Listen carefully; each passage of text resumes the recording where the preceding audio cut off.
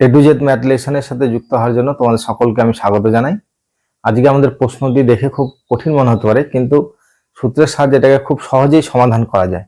দেখে নিই কিভাবে অঙ্কটাকে সূত্রের সাহায্যে খুব সহজেই সমাধান করা যায়।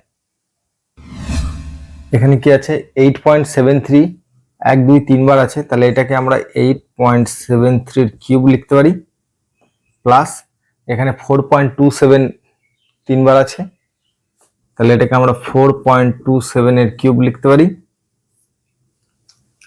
এবার এখানে আছে 8.73 দুইবার, তাহলে 8.73 এর হোল স্কয়ার নাম মাইনাস এখানে আছে 8.73 ইন্টু 4.27 প্লাস এখানে 4.27 দুবার আছে, তাহলে এটা আমরা 4.27 এর হোল স্কয়ার এইভাবে লিখে দিতে পারি।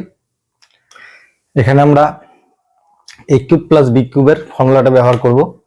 এ কিউব প্লাস বি কিউবের ফর্মুলাটা কি? এ কিউব প্লাস বি কিউব সমান সমান হলো এ plus B into A square minus A B plus B square. এখানে এ সমান সমান 8.73 আর বি সমান সমান 4.27 যদি হয়, তাহলে এটা হচ্ছে এ কিউব প্লাস বি কিউবের সূত্র পড়ে যাচ্ছে, তাহলে এটাকে এ কিউব প্লাস বি কিউবের যে সূত্র ফেলা দিই, তাহলে আমার হয়ে যাবে 8.73 প্লাস 4.27, এখানে হবে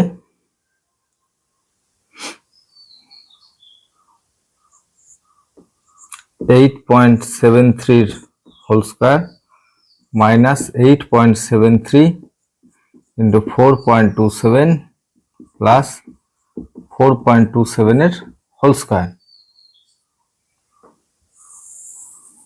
বাই নিচে কি হলো, নিচে আছে 8.73 whole square minus 8.73 into 4.27 plus 4.27 এর হোল স্কয়ার। তাহলে এই পুরোটা কেটে গেল, পড়ে থাকলো হচ্ছে 8.73 প্লাস 4.27, এটা যোগ করলে হয় 30। তাহলে আমাদের অ্যান্সারটা কি? Option A 13। আমার এই ভিডিওটি ভালো লাগলে তোমরা অবশ্যই লাইক অ্যান্ড শেয়ার করে দেবে।